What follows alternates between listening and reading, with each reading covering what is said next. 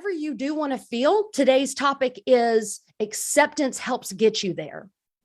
Acceptance helps get you there. Two ways acceptance helps get you there. And both of these are based on the serenity prayer. So I'm going to share this with you. Here's the serenity prayer. I just pulled it off the website.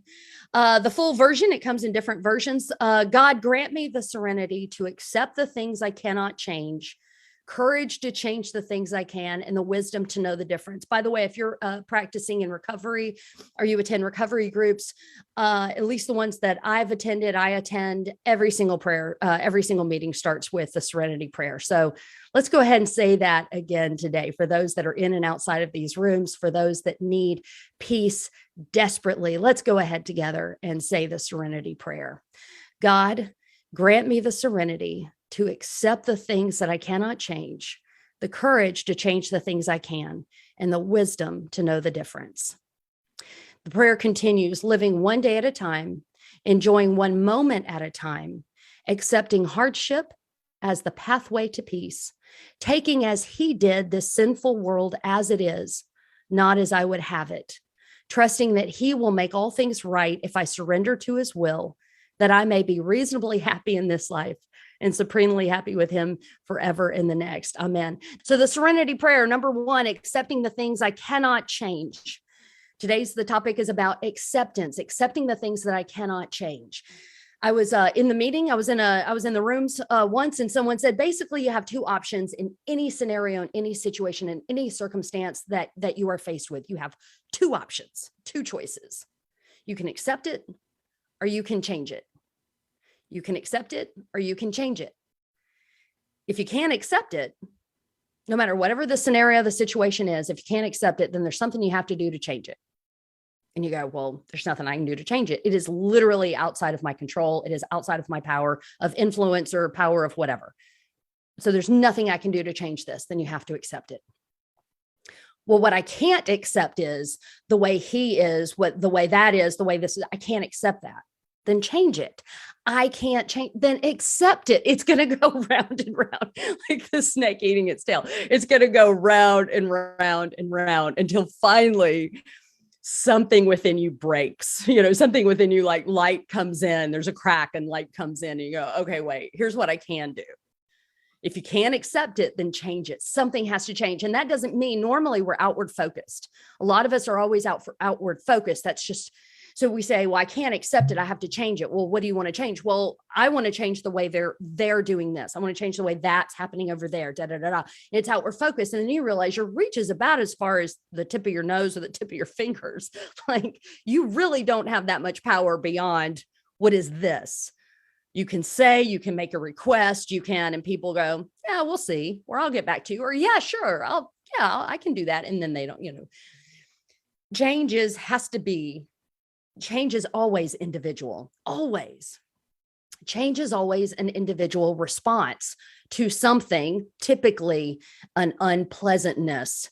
And then we go, oh, I don't like that. I don't like the way I feel with that. I don't like the way this is working for me. I don't like that my bank account is that low. I don't like that the scale is that high. I don't like.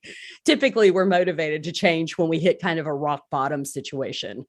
And we get to that point of going, oh man, something's got to change with this. But it's not because we nagged. It's not because I nagged you.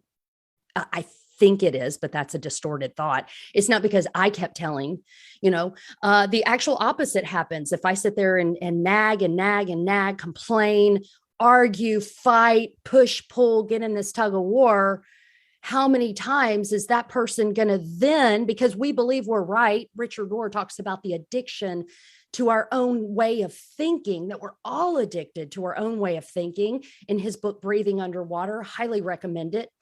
So we're addicted to our own way of thinking. And so if I'm saying, well, you're thinking wrong, you need to change the way you're thinking because what you're doing is wrong. And so your thinking drives your doing. You need to change what you're doing about, you need to change the way you're thinking about it. And then the person is, because we're all addicted to our own way of thinking. Otherwise, why would we think it? Of course we think we're right. Of course we think we're doing well enough or whatever. If it weren't so, we wouldn't think that way. So what happens is, instead of think of it in arguing politics. Think of it in arguing politics, to mask or not mask, to vax or not vax. you're one and the person across from you is the other, and you lay out a PhD level argument on blank, whatever topic you want to think of. Has anyone ever in a moment in your life go, you know what, that's brilliant, I'm gonna start thinking like that? No, it normally does the opposite. We normally get more entrenched in our own way of thinking, and then passion. We become more passionate, more animated, and more intense on what we feel about this. And now you're trying to prove to me how you're wrong, or I'm trying to prove to you how you're wrong. You're trying to prove to me how I'm wrong. And we just get more entrenched in our own way of thinking. That doesn't work. So instead of accepting instead of changing the things that you can't, because it doesn't work, and it's building resentment and argument and anger and eventually hopelessness. If you're looking to change something, the only thing that you can change is you. So is it an attitude? Is it a dropping the rope? You may have heard that in the rooms before. Getting in this tug of war. I don't want to tug or war with you anymore. You know, whether it comes to politics, whether it comes to getting on or off this platform, whatever it is, to say, you know what, this is something that I can change. Do I want to start this conversation as an example? My wife and I are polar opposites when it comes to politics. We have in common love of country, integrity, honor, all of those things. So we often talk about, we want the same things. We just have how we go about accomplishing those things are pretty different. And last night, we were talking about something, and I wanted to get my point in, and lovingly, I appreciate her so much. It's such an amazing opportunity to learn, but I'm obsessive. Shocking. I know. I once had to say, I've got to stop. The thing I can change is to stop being, I am not the CEO. I am the CEO of Crisis Support Solutions. I am not the convincer in chief of the people in my life that don't agree with me. That convincing someone, number one, never works because they have the exact same access to information as I do. So it's not like I'm saying anything new, or they have their own way of thinking and it's different from mine. And it doesn't mean that mine's right and theirs is wrong, or they're right and I'm wrong. It just means that it's different. That took a long time to get to even say that and believe it. Like, I can fake it till I make it, but to say it and believe it, it's just different. It's preference. I prefer this, you prefer that. We prefer how we get to X and Y and Z, and then we can compromise and all that kind of fun stuff that not a lot of people seem to be doing this day and age, because we're busy trying to change the other person. So last night, I'm a dog with a bone. When I get on something, I'm a dog with a bone. I will not. And then she lovingly, and I do lovingly, so lovingly went, I heard you. Because I was going around the merry-go-round again, and I was going around again. Like, it hadn't changed her mind. So let me now say it this way. It hadn't changed. Nothing's changed. Let me say it again this way. You know, maybe if I bring this up, I think I was on my second or third time around. And I went, you are right. I am slipping back into a bad behavior. Not I am bad. The decision, the behavior is bad. Okay. So this isn't toxic shaming me. I'm working on that as well. So the behavior. So, okay, I got to work on that. Yeah. And I went, yep, you're right. I said it, one and done. That's my go by, one and done. And I never stick with one and done. So I gave myself an out. So now I say two and you're through. One and done. All right. I said it, one and done. And then I'm like, oh, wait, all right, maybe if I say it this way, and I get that look and I'm like, you're right. Two and you're through. Okay. And I'm telling you, someone said mom as an acronym, masking tape over mouth, like just duct tape over my mouth, and sitting there cooking dinner, and she's looking over at me like, you still want to say something?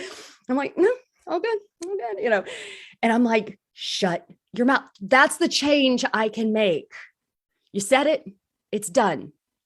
Now your responsibility is to shut your mouth. One of my favorite things in one of the slogans is, how important is it? And it feels so important at the moment. If it weren't important, I wouldn't be upset. Duh. If it weren't important, I wouldn't want to fight about this. Duh. Stop. breathe, keep cooking, eat a little bit, watch a little something. And then, an hour later go, do you remember 2 hours ago? And that took time because it used to be, heck yeah, I remember, I'm ready to go. Now it's like, and then it would take 3 days or 10 days to go, do you remember? No. Okay. 10 days ago, I don't remember. All right. So how important was it? Point is, what are some things that you can do? You can change practically. This isn't theory. It's all theory until you're sitting in front of someone, and then it's applied. So any relationship that you have, if you have a significant other, someone that you live with and love, or if you have coworkers, or if you, someone, you're ordering coffee, you're sitting next to someone on the train or bus or whatever, if you're watching us from there, hi, on your commute, whatever it is, wherever you are near people is the playground where you get to practice making changes. I was going to say making adaptive change, healthy changes, making healthy changes. So I was going to say using the people in your life, allowing the people in your life to create a space that you can work on applying these theories into actual, and then get feedback into actual practice. And then you can immediately get feedback from it. And I mean, feedback like the facial expression versus like, hi, I'm working on this new thing. Can you tell me how I did? Or you go, oh, I had a pleasant night last night. I had a really, how important is it? Is it more important to have a pleasant night and to hear someone I love go, I hear you. I heard you. I got it. That's the validation. I wanted validation to be heard. I was heard. Did I want the validation of you changing your mind? Yeah. Because that's sick. Because I'm still sick. Because that's still insane. Because I still have a dis-ease that I feel better if you feel like I do. I'm just owning that. But knowing like, no, that's not healthy. So sit on it, masking tape over mouth until I get to the point of going, okay, how important is it? Or it's just contrast. It's just contrast. It's just preference. It doesn't mean that I'm bad and you're right. It doesn't mean that you're right and I'm wrong. It's just contrast. So get to the point when you can practice in any situation, in every situation that you have and this is part of keeping the focus on yourself.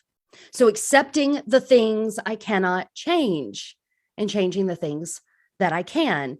And again, just to circle back around, hint, pro tip, the only thing you can change is you. Really.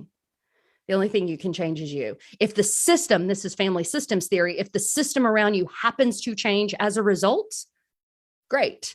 It's like a chain link fence, or it's like something that's interconnected that if you clip one part of it, or you take the whole system cannot help but to change. I don't know if that's a great imagery or metaphor, but the whole system cannot help but to change. But you're not doing that for the motivation of, well, I'm going to change that. And then that's manipulating. Family systems theory says when one aspect or one element in that system changes, the whole system cannot help but to change. Now, I used to tell my clients that doesn't mean that it's going to change for the good or it's going to change for the better or it's going to improve, but there will be some aspect or element of change. Okay. So this is not no telling. It's people still get to have their choice on how for every action there's an equal and opposite reaction, and they get to have their choice on whatever that reaction is going to be.